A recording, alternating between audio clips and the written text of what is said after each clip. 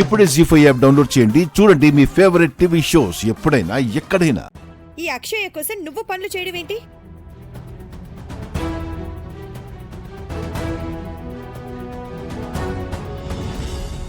అవనికి full class పడిపోతుంది.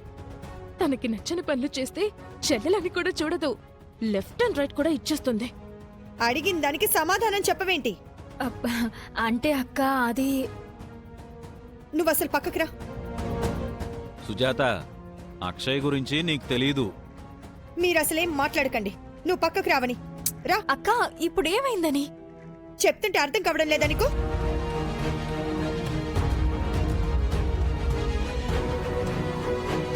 భవానీ, మీరు పక్కకు వచ్చేయండి. నా గురించి మీరు మాటలు పడకండి. నేను కడుగుతానులేండి.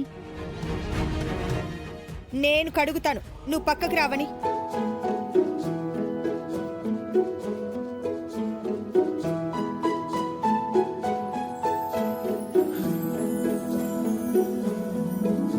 ఇదేంటి ఇలా తిప్పేసింది? నువ్వు పక్కకి రా. అరే అక్క,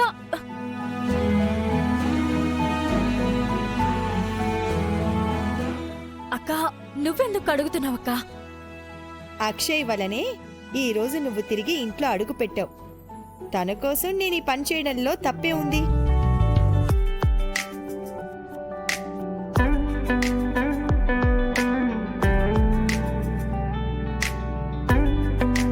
అక్షయ్ వల్లే నువ్వు శ్రీకర్ ఆనందంగా ఉంటున్నారు. అలాంటి అక్షయ్ కోసం ఈ మాత్రం చేస్తే తప్పే ఉంది.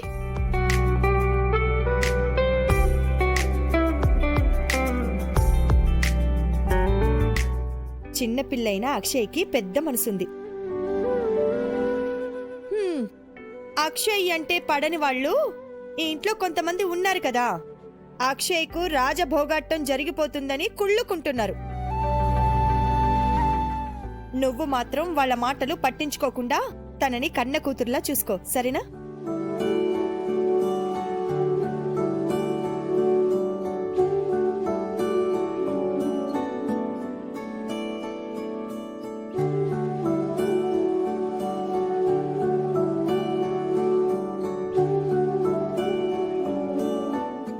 నువ్వంటే మా అవనికే కాదు, నాకు కూడా చాలా ఇష్టం. మా అవని కూతురు బతుకుండుంటే ఇప్పుడు నీలాగే ఉండుండేదేమో. చూడు, నీకు ఏ కష్టం వచ్చినా అమ్మకి చెప్పుకున్నట్టు అవనికి చెప్పుకో. నా మీద మీకు ఇంత మంచి అభిప్రాయం, అభిమానం, ప్రేమ ఉన్నందుకు కృతజ్ఞురాలిని భవానీ.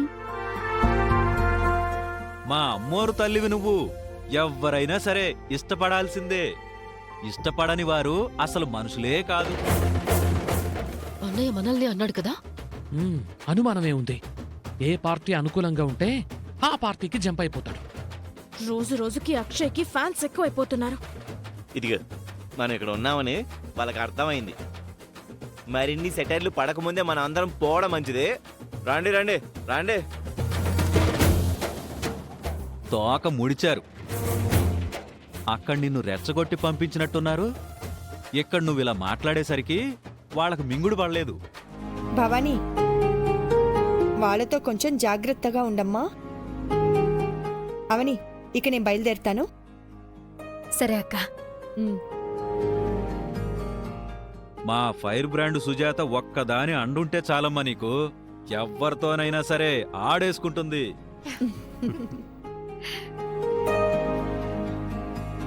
చివరి నిమిషంలోనైనా ఏదో ఒక అద్భుతం జరుగుతుందన్న నమ్మకం, ఆశ నాకుంది అత్తయ్య. అవునమ్మా, మన కులదైవం నిన్ను వదులుకోదు. మీలాంటి వారిని ముందుగా తీసుకుని వెళ్ళిపోతే అమ్మవారిని నిందించాల్సి వస్తుంది. నీకు జరగరాంది ఏదైనా జరిగితే ఏ కుటుంబమే కాదు, అక్కడ పల్లెటూర్లు కూడా అన్యాయం అయిపోతాయి అమ్మా. అత్తయ్య, ఎన్ని రోజులు కొన్ని విషయాల్లో నేను మిమ్మల్ని బాధ పెట్టాను. అందుకు నన్ను క్షమించండి. జాతకం విషయంలో మిమ్మల్ని మోసం చేశాను. మొక్కు పొడుక విషయంలో మిమ్మల్ని ఇబ్బంది పెట్టాను. చాలా చాలా తప్పులు చేశాను. మీరు మాకు చేయాల్సినవి చేస్తారు, ఇవ్వాల్సినవి ఇస్తారని తెలిసినా కూడా తొందరపడ్డాం. కొన్ని సందర్భాల్లో కుటుంబ గౌరవం దిగజార్చాం. అన్నిటికీ నన్ను క్షమించండి. బంగారంది రియలైజేషనా పర్ఫార్మెన్సా ఏదైతేనే మనం కూడా శృతిలో శృతి కలిపేస్తే ఓ పని అయిపోతుంది.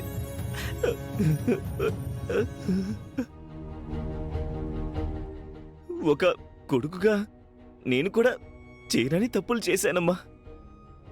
నీ మనసుని సరిగ్గా అర్థం చేసుకోలేకపోయాను. నన్ను కూడా క్షమించమ్మా.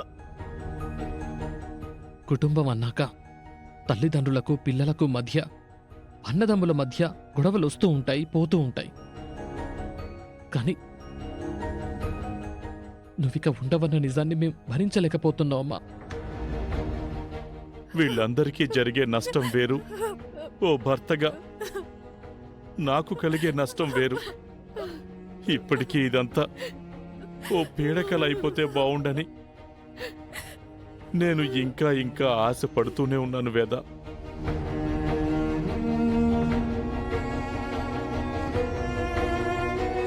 మీ అందరినీ విడిచిపోతున్నందుకు ఓవైపు బాధగా ఉంటే, మరోవైపు నన్ను నమ్ముకున్న పల్లెటూళ్ళ పరిస్థితి ఏంటా అని బాధ ఎక్కువగా ఉంది. ప్రసాదం ఎవరు చేయగలరు? చేయగలిగినంత కాలం అవని చేస్తుంది.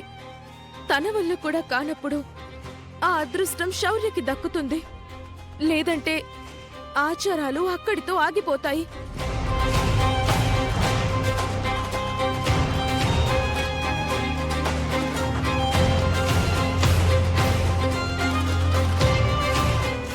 ఆగకూడదు. నా ప్రాణం ఆగినా ఆచారం ఆగకూడదు. ఏదో ఒక అద్భుతం జరిగి ముందుకు కొనసాగాలి. ఆగదు పెద్దమ్మగారు. ఓ మనిషి ప్రాణంతో ఎందరివో బ్రతుకులు ముడిపడి ఉన్నప్పుడు ఆచారం ఆగదు, మీ ఊపిరి ఆగదు. మీరు నిండు నూరేళ్ళు చల్లగా ఉంటారని నా మనసు కనిపిస్తుంది.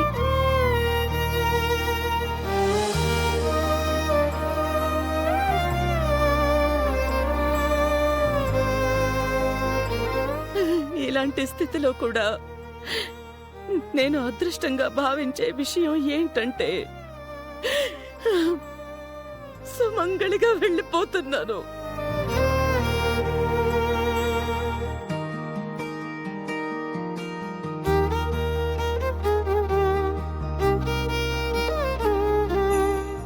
ఈ భూమి మీద నా సమయం మరో 2 రోజులే అనిపిస్తోంది. వేద, అలా మాట్లాడకండి అమ్మా. అలా అనకండి అత్తయ్య.